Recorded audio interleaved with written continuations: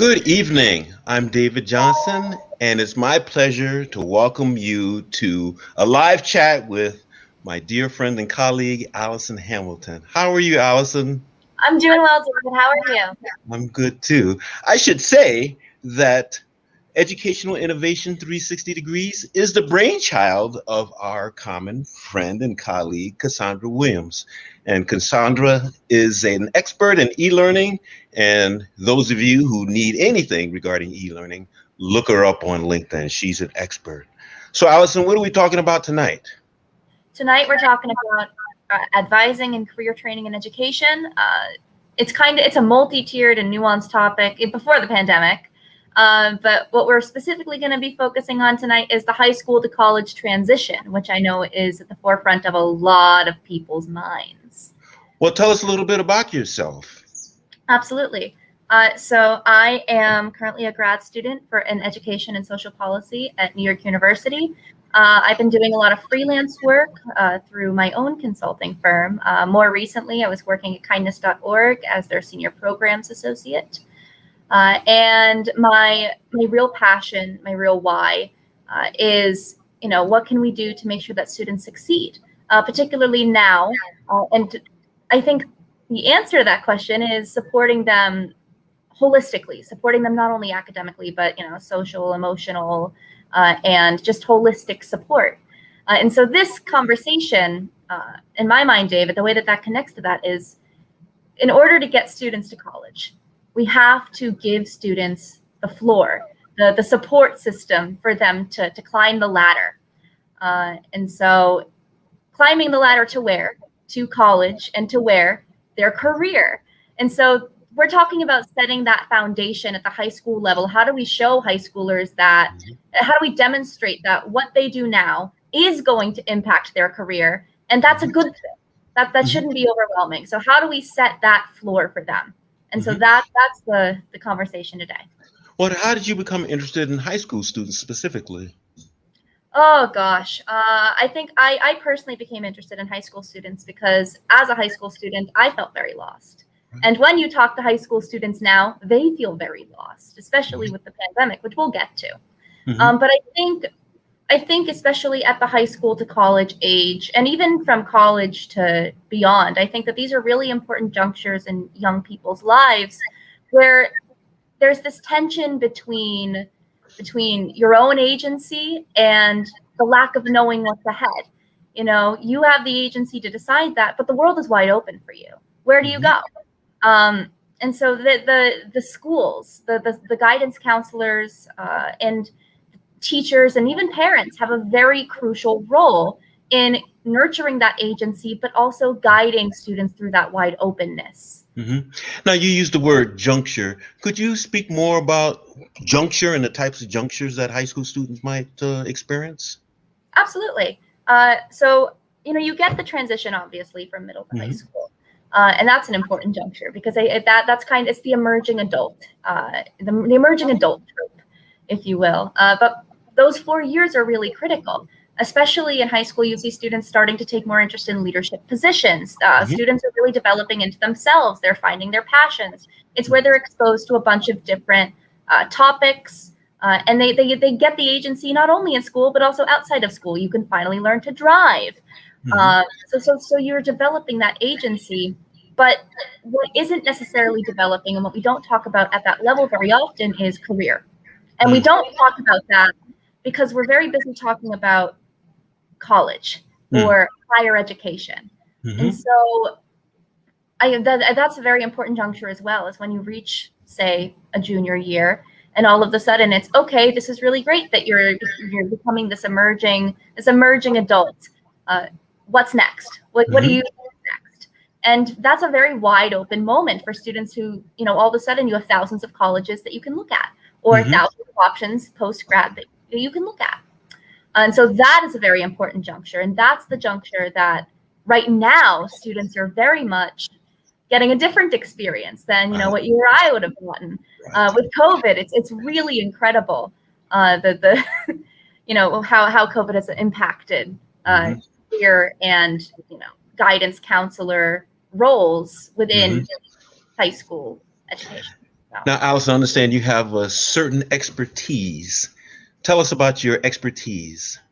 Absolutely. I am very much a believer that within this topic of advising students in their careers and in their college going journey, that social emotional learning needs to be at the center. Students cannot learn unless they feel a sense of belonging, a sense of support, and a sense of inclusion. And at the heart of that is social emotional learning. And so what I like to do, what I think is necessary that everyone does, is the perspective taking that has to go into serving students. How are students feeling right now? What are the barriers that they might be experiencing right now that might seem so insurmountable?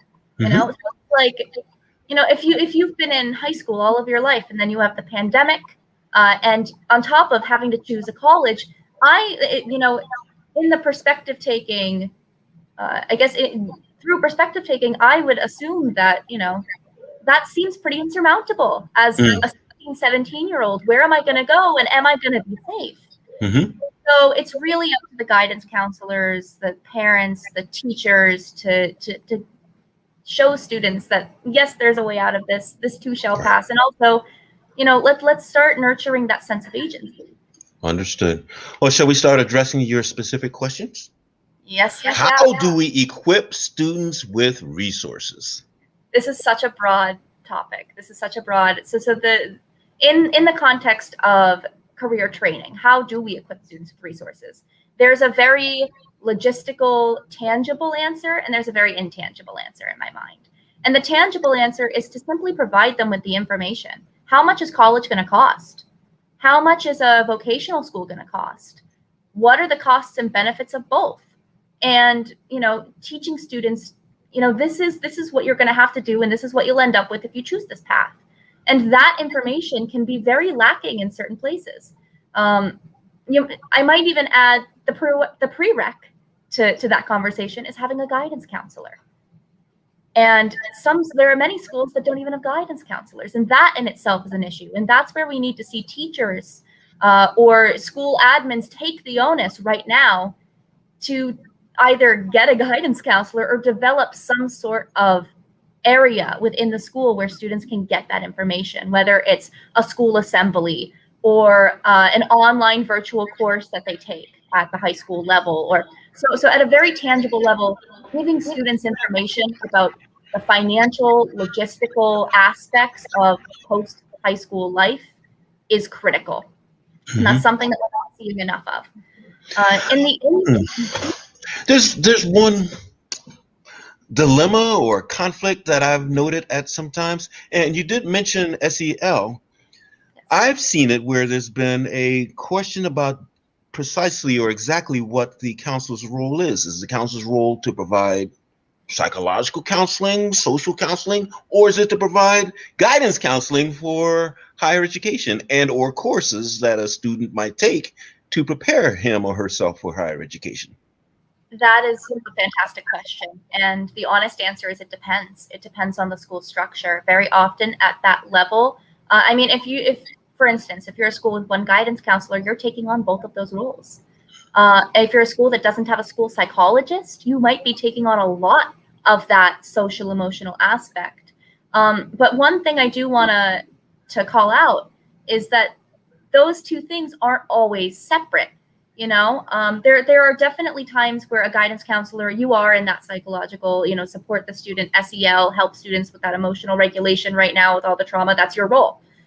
At the same time, we need to also be guiding students to, figure out their future, to know their options. The answer is both, and depending on your school system. I will say that career training does take SEL aspects because it's about listening to what your student wants, processing it, with your content, knowledge, and expertise of higher education, and saying this might be a program that you might be interested in. And that takes SEL, that takes perspective taking, and that takes empathy. So it's a bit of both. And yeah, absolutely, it definitely takes both.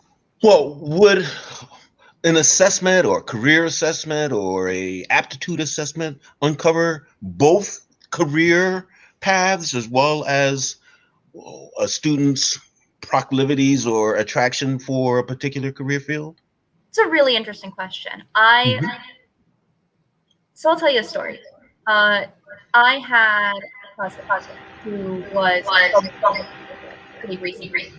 And at one point we were talking about it, and they were saying, I had taken this career test, and I'd taken this test for like what I might be good at, or what I might be interested in. And this cousin wants to be a writer, and writer wasn't on the list. And so when writer wasn't on the list, it becomes a vote of confidence. Am I good at this? Is this something I should be doing? And so I find that when it comes to aptitude tests, when it comes to tests like that, I think that they can be a really great starting point for students who may or may not know, is what do I want to do? Like if they're asking big, wide open questions, it can be a great place to narrow down. But especially if students have aspirations and goals, I think that we should work with them on that instead of giving them that exam. That they have a passion. That's their answer. We should be guiding them at that point to programs, financial options for those programs, and setting up that pathway to this is what you're going to be doing post high school. Now, earlier we were speaking about guidance counselors and whether one or more guidance counselors are available in a school. Suppose a school does not have a guidance counselor. What are the other kinds of resources that a school could have? Absolutely. So this is it's a nebulous and I think a really growing sector right now, which is how do we provide students with the guidance counselor aspect without having a guidance counselor, and it's especially because of COVID. How are we showing students at home the options that they have after high school? And so things that you can do, online assemblies, you can even bring in speakers. I've also seen something that I do like I've seen schools bring in professors and admissions counselors from community colleges to talk to students. Having those community partnerships. There are lots of community colleges out there, and that can really get the ball rolling. I've also seen schools bring in people from the vocational schools or all of those types of schools, and showing students that that's an option. I think that that's really important. And that's something that can be done, that can be organized by school administration without having a guidance counselor. What gets more difficult is the individualized aspect, which is so important for each. Individualized, that's a good word, individualized. It's very difficult. And so in my mind, the best thing that you can do for a student that is looking to go to college is to find a mentor that has gone to college. Find a mentor, whether it's a teacher, whether it's someone in the community, find someone that has done the job you're interested in, and they, have them take on that mentorship role. Because a guidance counselor in this career and education journey, they're playing a mentorship role in a lot of ways. And so when a school doesn't have that, students will miss out on it if we're not seeking that out for them. Great. Well, thanks. How about your next question? What information is necessary for our students to thrive? This question, I think, is ever evolving, and I'm always going to go back to SEL. I think right now, students, we're at the ground floor right now for high school, for like late high school students. I mean, we're talking about students that have missed out on proms. They've missed out on their last, maybe their last season as a hockey player.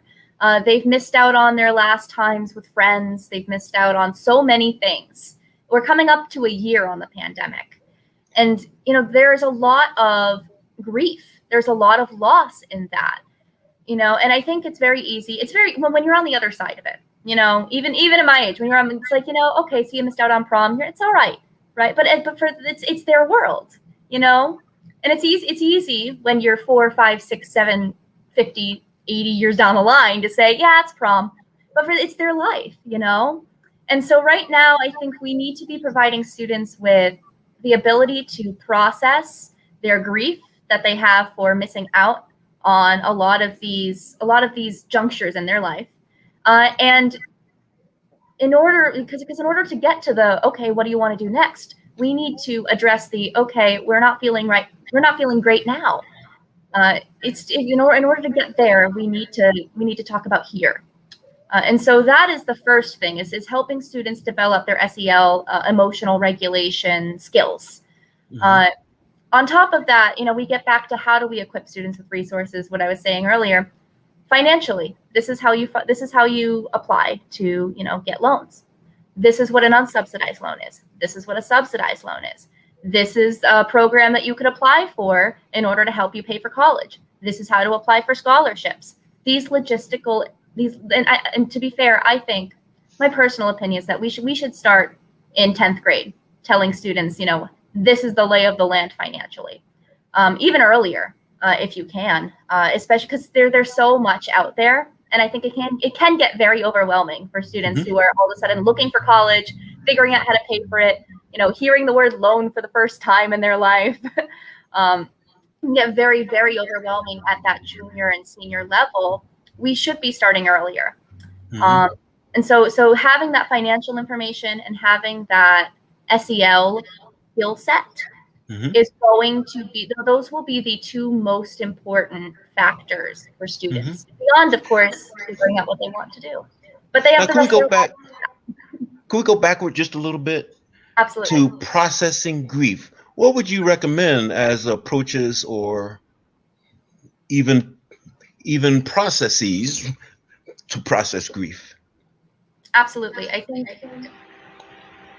processing grief is going to look different for everyone, but the top thing I think that adults, guidance counselors, teachers can do for students who are processing grief is to accept that students are processing grief, and to give them that non-judgmental ear. Like I said, it's really easy to say, oh, well, it's prom, it'll be okay. But that doesn't negate the grief, the loss, the fear of missing out. It doesn't negate that. And so to really offer a student, that sounds really, that really does suck, but I'm here for you. If you ever want to talk about what that means, we can talk about that. And for providing students an opportunity to speak on their grief, I'm also a big fan of good old-fashioned cry. And the reality is, grief takes time to recover from. Students are going to bounce back overnight after a year's worth of, their senior year. Right. And then this is, of course, on top of the fact that, we can't control for any deaths in the family, any loss of job, there are so many other compounding factors that students do face right now, beyond just the vacuum of missing out on general school opportunities. So I would say that people processing grief also need to be validated, and a lot of what you said would help validate the grief that someone is experiencing. Now, you mentioned loans, taking out loans. There's been a lot of talk and a lot of reading and writing about financial management, and we know that students are experiencing a tremendous amount of debt, and even at the presidential level, there's conversations about whether students should be forgiven their college debt. What is your position on whether students should receive financial management training? I think students have to receive if you are going to ask an 18-year-old to take out hundreds of thousands of dollars in loans, they need to know what they're doing. I think it's an absolute no-brainer. And in fact, I think it's quite mind-boggling that oftentimes it is the parents sometimes that will take on those loans as well if they can. But that also in itself is mind-boggling. Having gone through it myself, I can attest to the fact that, those 4 years within college, you really start to get a grasp of the financials. And that's not a grasp that many students have before they get there. And that's an issue. So my personal belief, and what I was talking about earlier, starting even earlier in high school, talking about financial management and what loans are, we should be doing this for our students way earlier. Because on top of now having to choose a college and figuring out what they want to do with their life, they're also figuring out what what's going on with finances. Hmm. And it's a lot to throw at them, and it's often an afterthought, especially in districts that don't have lots of resources. Yeah. Because they're also very often there isn't that in families of privilege who grow up in wealth, there is that knowledge of this is how loans work, this is how you can work the system. In more disadvantaged areas with families who have disadvantaged backgrounds, that knowledge isn't there. And Well, so do you taking think that loan, it's a risk. do you think students should accumulate $200,000 in debt for a position or a job or a career that would never pay $2,000 a year? Not. Absolutely. And this is actually a conversation, especially a lot of my peers, it's underemployment is such an issue nowadays, where you have people of master's degrees that are bagging your groceries. And so this is a conversation that, people my age are having. And again, this is why it's so important at the high school level to talk to students about, this is how much college is going to cost. This is the type of career you'd go into. This is how much you're going to make. And this is how you pay off those loans. Those types of conversations are critical because you have people my age who are getting out, looking at the job market and saying, oh my gosh, what? And it's really a fault of, it's a fault of the system.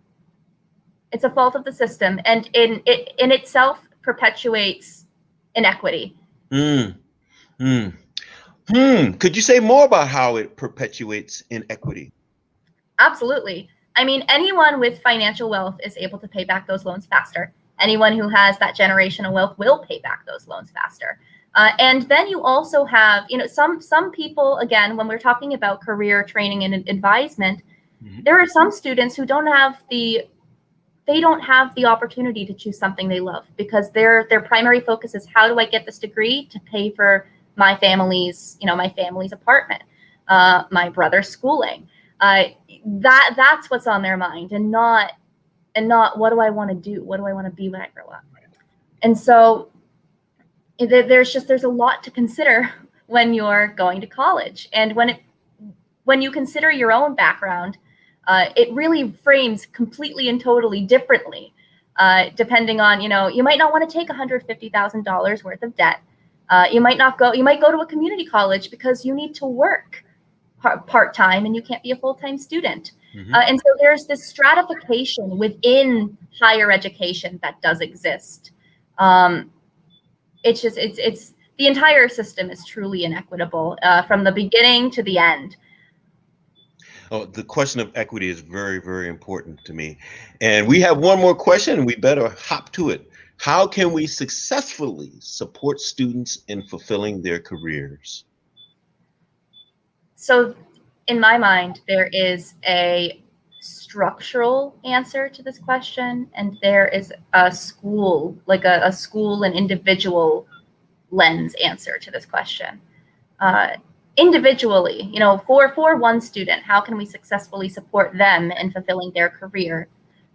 Giving them as much information as possible about the career choice that they want, finding ways to connect them to people that do work in that career, showing them options, obviously at the base level, giving them that financial background and understanding of, these are your options financially. And so that's what that looks like. And that's what we've been talking about a lot on this call. The structural answer is, if we're looking at how do we support all students in fulfilling their careers, get guidance counselors in schools. That's got to be a priority. Lowering the cost or subsidizing the cost of college in order to allow students to attend. That's got to be an option. And making it a requirement to teach students financial management in the K-12 arena. That's got to be a requirement. There's a lot on the policy level that I know we are talking about under the Biden administration, specifically around alleviating debt. There's a lot that can be done, and well, of course, I am a big proponent of alleviating debt. It doesn't have to just be that. It could also be, let's talk about increasing financial management skills in school. Or let's talk about getting guidance counselors in every school. It's such a multifaceted issue. And I'd like to see a lot more come from the federal and state level on this particular topic. Well, Allison, isn't it unfair to relieve debt for the whole broad expanse of students? So I get this question a lot, and there's a moral answer to me, and there's also an economic answer. When we look at just morally, it doesn't, that just doesn't hold up to me. It's like, I'm not going to hold the door for this person because someone else didn't hold the door for me.